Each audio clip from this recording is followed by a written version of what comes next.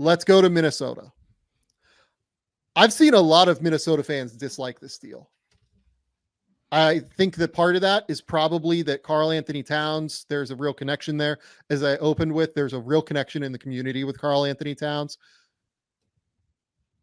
I love this deal for Minnesota. I'm just going to say it straight up. I think this deal makes them more likely to win the title than what they were previously with Karl-Anthony Towns. And we can talk about the concerns that we have with Julius Randle.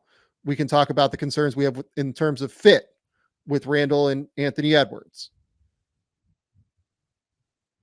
I think that adding a first-round pick, which gives them trade flexibility, and I think that adding Donte significantly upgrades their rotation and their depth in a way that you and I, Bryce, have talked about pretty substantially being concerned about, especially in the backcourt, because you and I don't think Rob Dillingham is going to be able to play from day one.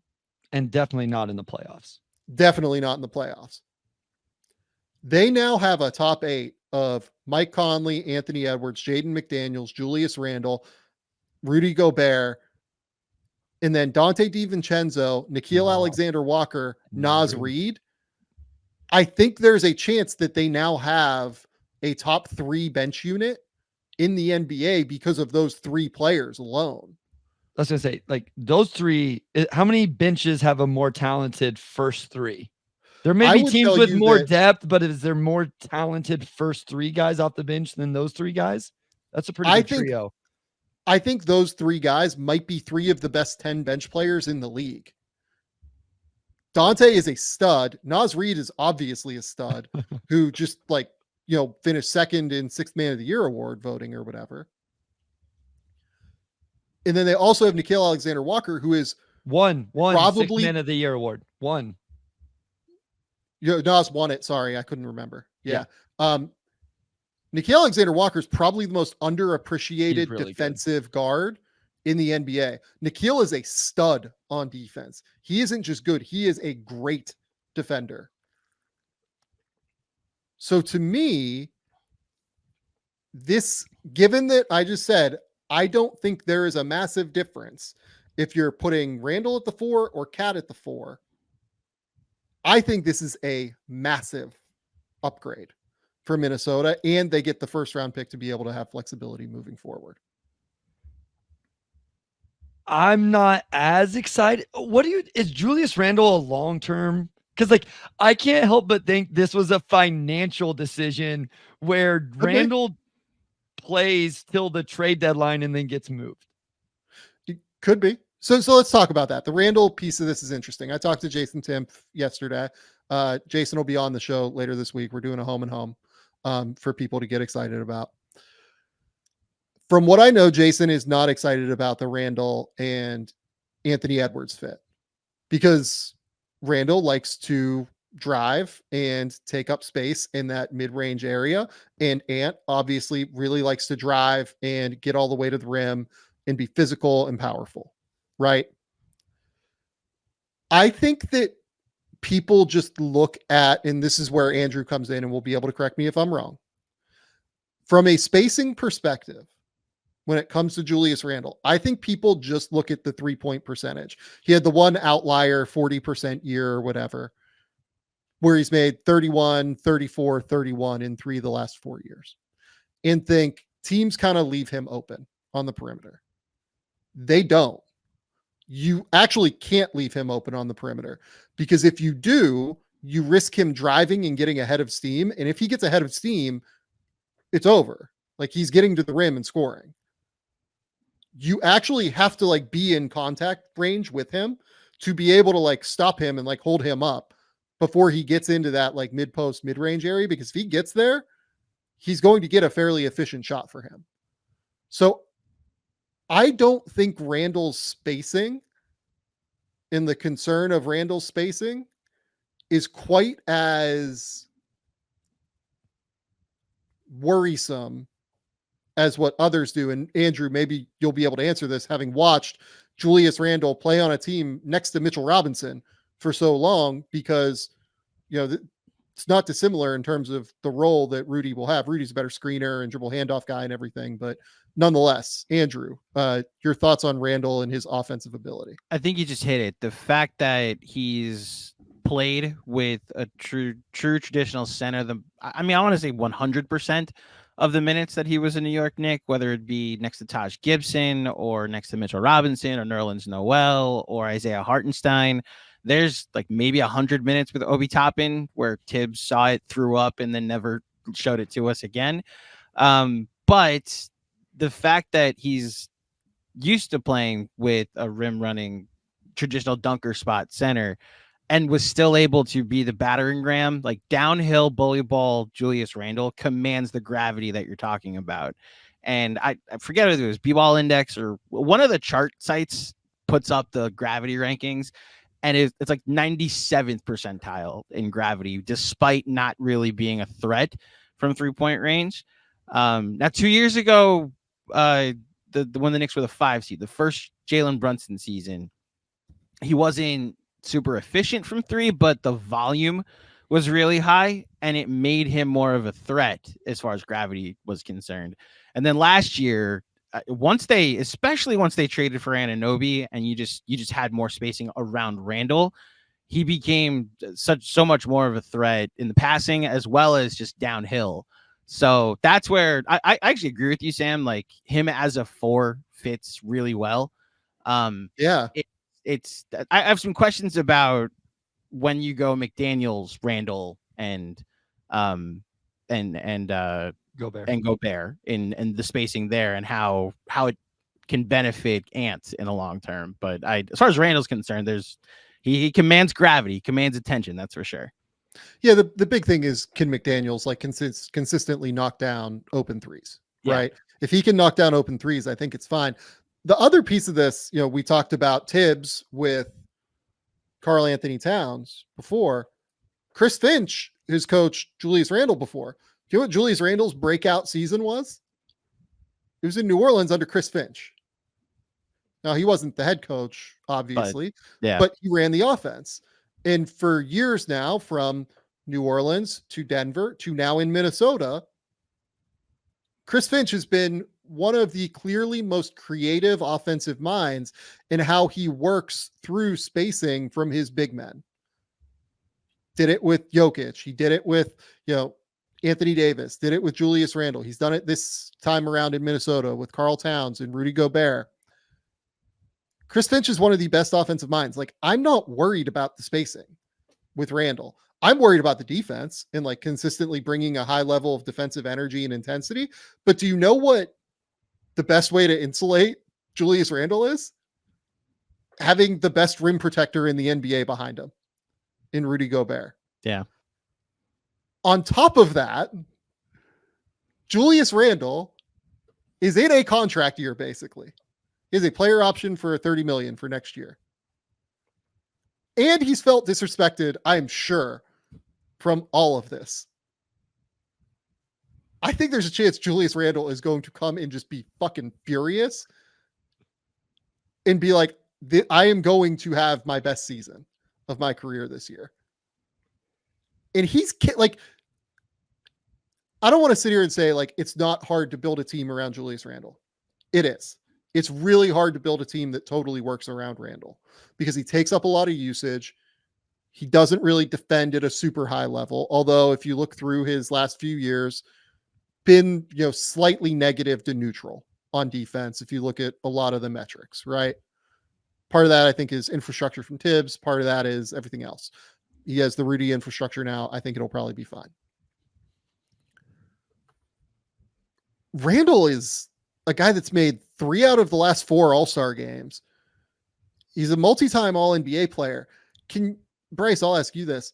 Can you remember a player that is coming off of 3 All-Star games in 4 years, 2 All-NBA berths in the last 4 years, that gets more disrespected than Julius Randle? No, it makes me feel like an idiot. Like, it makes me feel like I don't know ball because I like Julius Randle. And I always think it's a bias of the story I told earlier about how he, that series against the Hawks was one of the first videos I ever did and got people were like, oh, this is pretty good, and kind of got me going. So I was like, oh, maybe I just have a soft place in my heart for Julius Randle. I think I went on your show, Andrew. I think we were supposed to talk about the Pistons, maybe the trade or something. I was like, I just want to talk about Julius Randle because I think Julius Randle is good at basketball. And so my question then goes back to what I asked earlier. He does take a lot of usage. Who's the guy on the Timberwolves that needs usage other than Anthony Edwards now? And I love Mike Conley, but he's mostly like, hey, kind of spot up, knock down threes, be a vet, get the offense. Like, don't you think that could be used? Like, we talked about that second unit, Sam, right? We love Donte and Nas, but I think putting Julius with them and letting him be the hub of that actually ends up working really well for that team, does it not? Isn't that something they could use? And real quick, Andrew, to Bryce's point, the thing that Chris Finch, I think, has kind of weaponized almost better than any big or any big coach in the league is he just has bigs like grab and go and start the break, right? Is you'll be able to explain Julius is fantastic at that. Like he can absolutely grab and go and just create transition opportunities. Like I had one, NBA person I talked to yesterday bring up, okay, like this would be amazing to just have Naz Reid and Julius Randle, kind of running the second unit basically and surround them with spacers like, Donte DiVincenzo and, have Nickeil Alexander-Walker out there for defense, right? Look, like defensively, they're going to get annihilated on the interior because Naz is also not a great defender.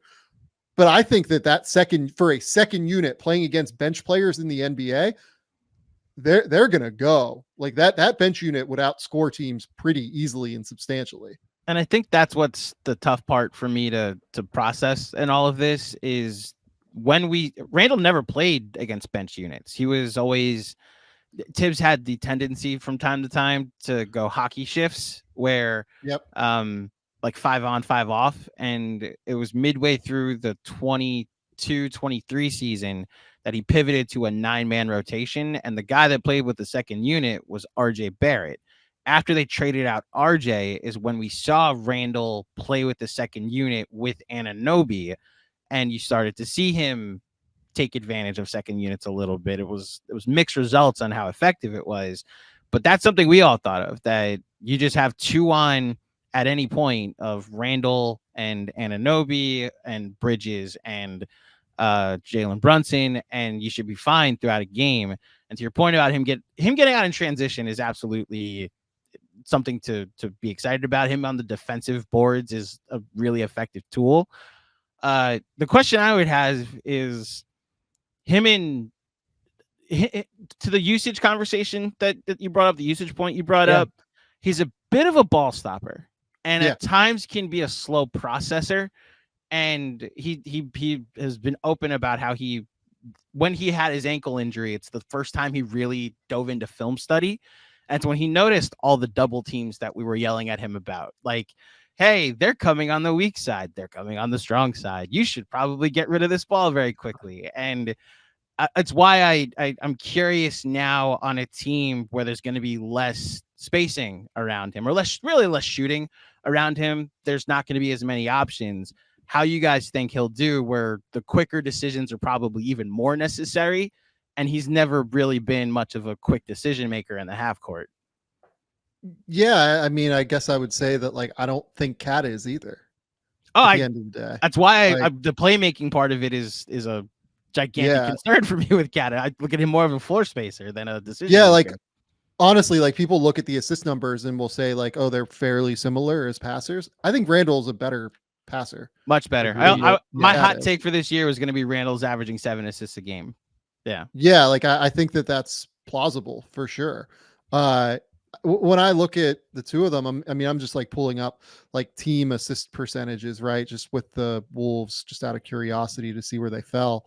These are the playoffs. They were kind of down near, I think, the bottom in the playoffs. Let's see where they were league wide. They were like league average, league wide in terms of team assist percentage. But like Mike Conley moves the ball pretty quickly, and I think Rudy like doesn't hang on to the ball, right? So I don't disagree with your point. I think that it is by far the biggest concern is how Randle kind of fits within this offense in terms of the spaces he likes to occupy. again, like people will bring up, he likes to play in the mid post when, the Anthony Edwards likes to drive and get to the basket. Well, they made it work with Jalen Brunson. Jalen Brunson loves to drive and get into that, 6 to 8 foot range at the end of the day. That's kind of where he's trying to live. So I think that'll be okay. I think that Finch will make that work. It is, to me, like a passing and ball stopping and playmaking question more than that. And that is where I think things could get like a little bit funky. Yep. Bryce, do you have any, we haven't really like kind of talked about the Minnesota fit in terms of Donte yet. What are your thoughts on how Donte works with this team? I mean, I think that's what's nice about Donte is I think you can about drop him into any team. I think that's why we talk about, him being the value contract he is. I think that's also important to Minnesota. I don't know. I worry about where they're going to go with this in terms of the finances, but Donte being on such a good contract makes things a little bit easier for them. But just having a floor spacer like Donte, we talked about it earlier, like he can take up a bunch of usage and take a bunch of shots if he really needs to. I watched some of those games. I remember just putting in my notes like, oh my gosh, like he's just pulling with ultimate confidence. So I think it's a really good pickup for Minnesota. I don't know when we'll get into the draft pick. I think that's probably a little more valuable than what people may realize, because that Pistons pick is starting to get where it may actually convey. So I think Minnesota did well. Even if we get past the Julius Randle conversation, the two other assets in this deal, I think are pretty valuable.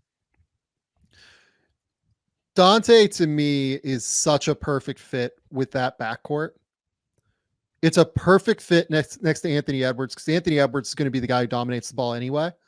So having just a gunner with full license to fire from three like Donte is, and then who can attack closeouts, who you can't like be completely cognizant of and just close out exceptionally heavy on, because he will drive and get to that mid-range area, drive and get to the 6 to 8 foot range more than all the way to the rim. Donte doesn't love to drive all the way and finish at the rim, but having that guy next to Anthony Edwards is an incredible idea. Also, having him next to Mike Conley totally works, because he can guard twos as well. Having another gunner next to Mike Conley who can play in ball screens with Rudy Gobert at a super high level. We've seen that offense for, God, feels like 7 or 8 years now between Utah and Minnesota. I just think that they have a lot of different ways that they can attack you. And I think Donte, in his floor spacing ability and his ability to occasionally run the point and his ability to play both on and off the ball, really lifts that trio of backcourt players at a high level. And I honestly wonder if you could find a world where Anthony Edwards is guarding threes, and then you end up with all three of these guys on the court at the same time. I would imagine it won't be the primary idea of what they're doing, but I think from a lineup versatility and flexibility perspective, it's difficult for me to imagine a more perfect fit, especially when you throw in Nickeil Alexander-Walker into the mix here as like a primary elite defender, and just letting Donte just go and knock down shots. Andrew, you watched it all last year. So I gotta be honest, he took him down. So I was just mesmerized by watching Donte DiVincenzo highlights on the YouTube channel, and I'm like, I'm never gonna see this again. You literally just showed clips from his last ever game as a New York Knick, and him, and what he became over the last third of the season.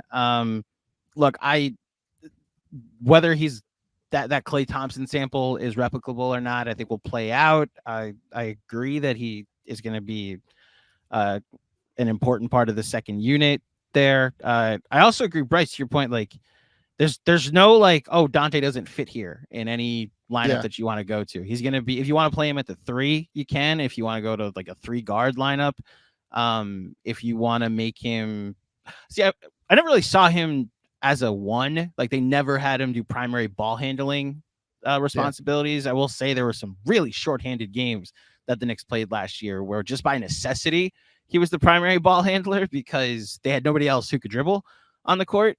But so I don't know about him next to next to Ant as like the 1-2. And if you wanted to maybe make Ant the primary ball handler, you could.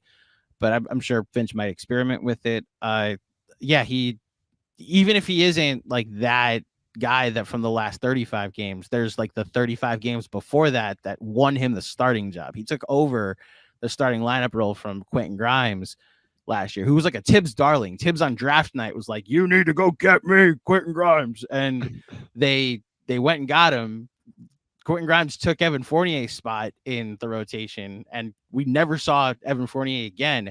And less than a year later, DiVincenzo takes Grimes' spot, which is how effective he was. I saw Evan Fournier again. Well, we know why. I had to watch Evan Fournier. Yes, we both got a good look at the Evan Fournier. Best wishes overseas, Evan, but we know why you got taken out of the starting five. Your point on Donte selling high was a really good one. It was one that I hadn't considered. I still don't love that for the Knicks necessarily, but the idea of what we all remember him of right now and selling high on that is a really good well here's the thing though, to Andrew's point, he can be 15 to 20% worse than he was over the last 35 to 50 games of the year, including the playoffs, and he's still a plus asset on this contract, based on what we've seen. Like, he's still a really, really useful, valuable player for them to have, and to be able to throw out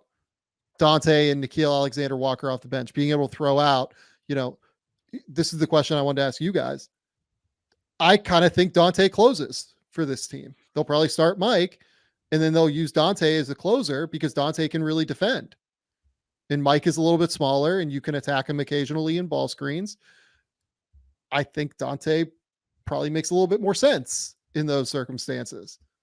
Thoughts? Yeah, I'm okay with that. And I know some people may question like Ant's decision making and think that he needs Mike out there, and that may be true. But if Ant's going to be your dude, if you're going to win a championship with him as your guy, then he's got to be able to handle those situations without the vet point guard next to him. So I don't mind that, as Mike has, obviously aged and, still playing at a pretty good level for his age. But yeah, I don't mind the idea of that. I think there's a chance it could be their best lineup. If you think that Ant could run the offense without another primary ball handler, then yeah, I think it's the lineup I thought of when they, especially with my concerns with their spacing with McDaniels, Randle, and Gobert on the court at the same time. Yeah, like you end up replacing the cat floor spacing with Donte. Yeah. And it's different when it's not coming from the 4-5. Yeah. And instead it's coming from the 1-2. But it's a big help, especially, you don't have to close with Julius. You can close with Naz Reid. You have so many different options that you can throw out there, I think, to make lineups with Anthony Edwards work. Because ultimately your goal here is to make Anthony Edwards the best version of Anthony Edwards that he can be. Right. Can I ask you a question? Because you hinted that you don't have to close with Julius Randle. In the 5 years that I watched Julius Randle play for the Knicks, I actually know the answer to this. There was one game that he didn't close in a game he was healthy for. And it was a playoff game that he was hurt. His ankle was hurt. And the lineup that was out there was Obi Toppin at the 4 with Mitchell Robinson. It was game 4 against the Cavs. And he was so bad. And like his only job was to be a decoy while Evan Mobley was taken out of actions. And Evan Mobley got his 5th foul. And Tibbs recognized, well, if Evan Mobley's not on the court, I'm going to go with just a healthier player. And the Cavs just never brought Mobley back in with enough time for it to matter. That's the only time that I ever saw Julius not close a game. So this then goes to I'm not going to say, I don't want to put this on Julius because I trust he's a professional, and if it's best for the team, he'll do it. But in a walk year, may become a thing. Oh, I came here on a contract here and I'm not closing. Like, I wonder if that's something, the politics of it become a problem. Look, I think he will close most games, to be clear. But I think there are times where Naz Reid will probably close. Like, Naz is awesome. Oh, like, Sam, I agree with you. That might be the right move. I'm just saying Karl-Anthony I never saw it with the Knicks. So now to hear that he might not close is a new thing, both for me and for the Julius Randle experience. Yeah, like there were games where Karl-Anthony Towns would lose closing minutes to Nas, right? In the Denver series, that happened at least once. I can think of off the top of my head. I believe twice, but I can think of one off the top of my head. So I really think it just creates so many more options for Minnesota at the end of the day. And that's just this year. The level to which this deal unlocks a lot of Minnesota's future now is drastic. And I would bet that that's why Tim Connolly wanted to do this more than anything else. Minnesota has always, with this, Rudy Gobert deal where he has, I think, 46 million on a player option next year, and Karl-Anthony Towns where he was making, I think it's like 57, 54, something like that next year. And by next year, I don't mean 2024, 25. I mean 2025, 26.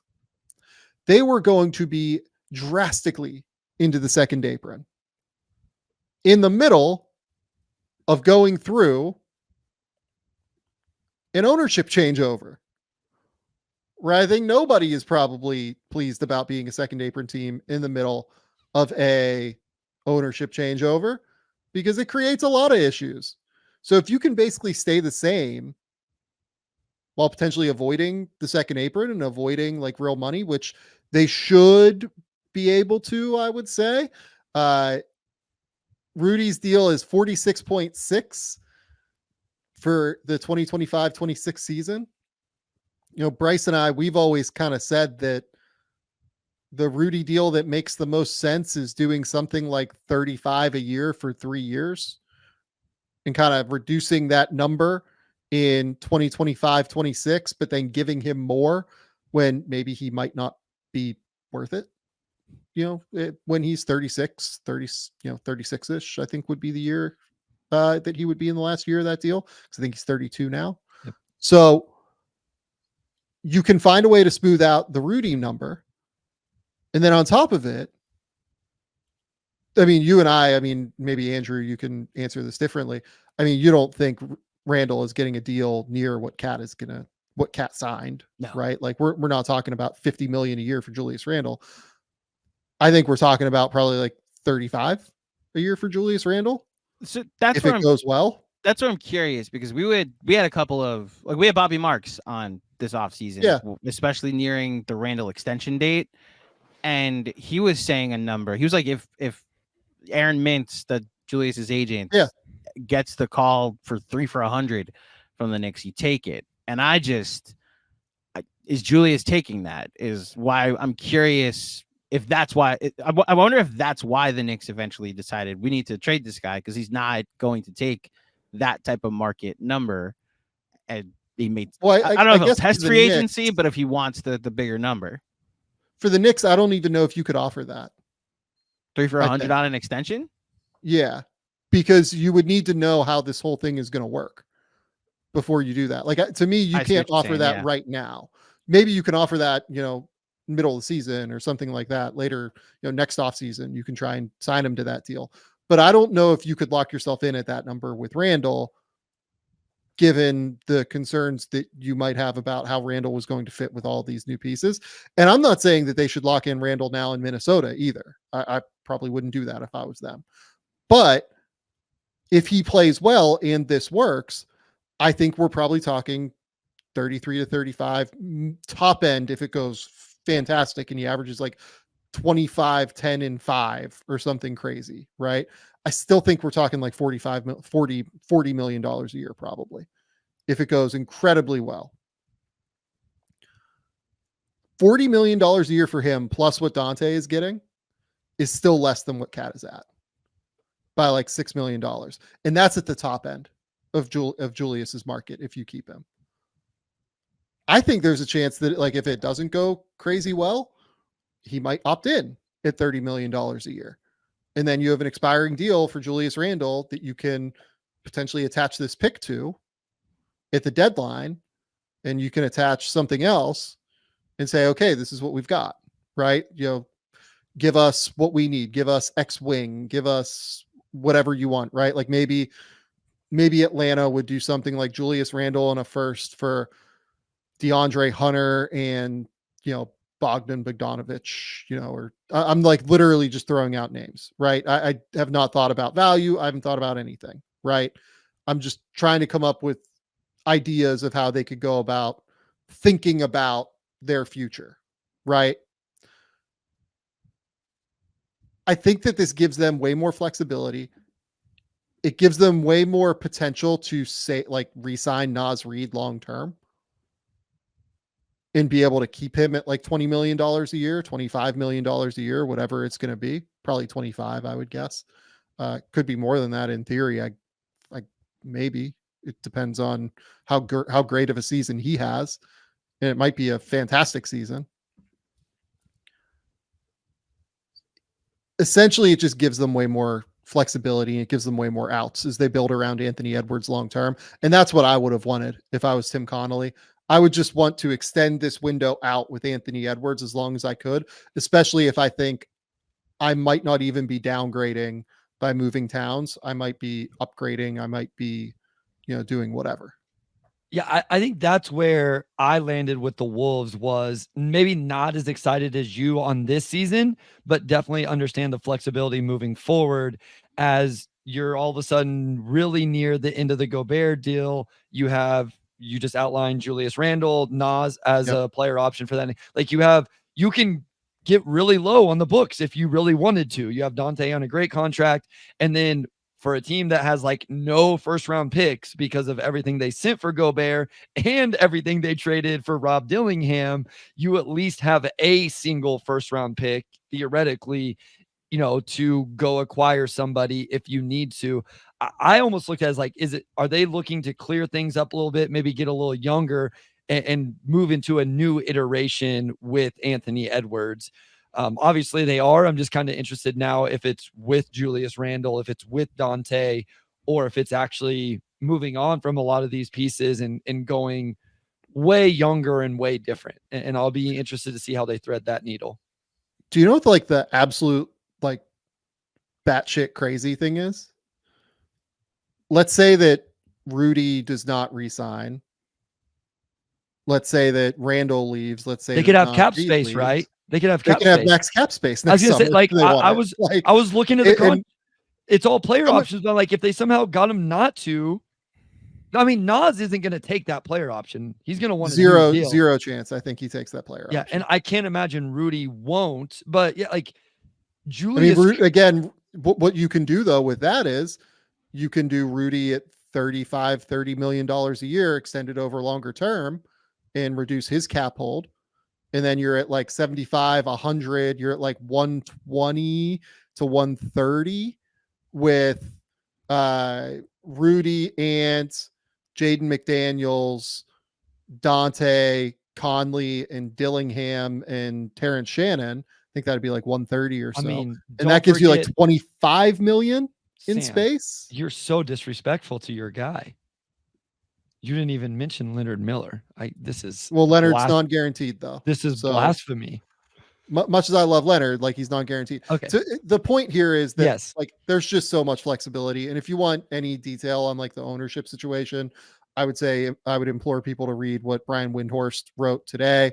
He kind of outlined, everything that's going on with Minnesota's situation and how there's still going to be a number of legal battles with the ownership group here. It feels like involving Mark Lauren, Alex Rodriguez, as well as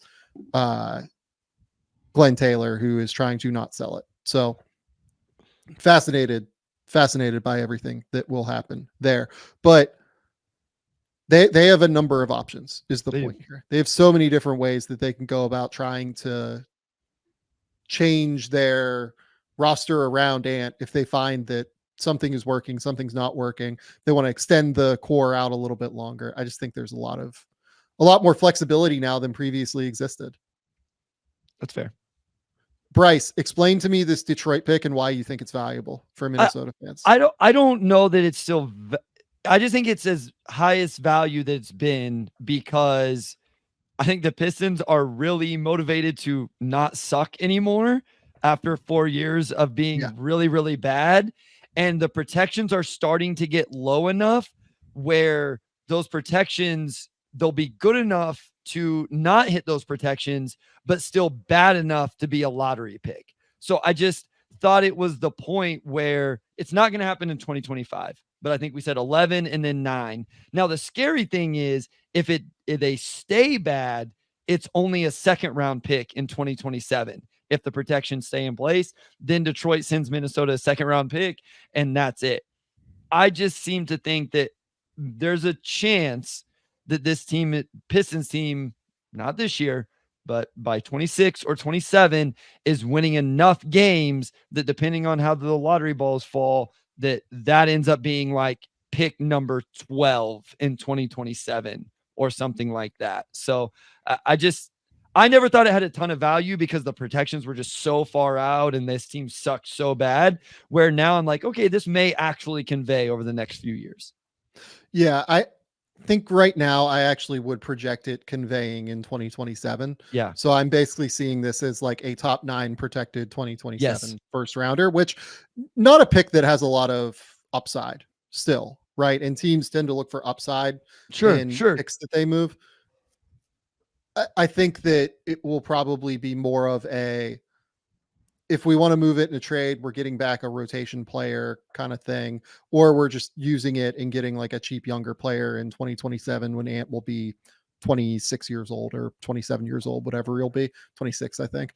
Or you use it on draft night, like what the Spurs did with their number whatever pick when they traded it to Minnesota, right? Like for sure. Flexibility. There's a little more flexibility with draft capital at this point.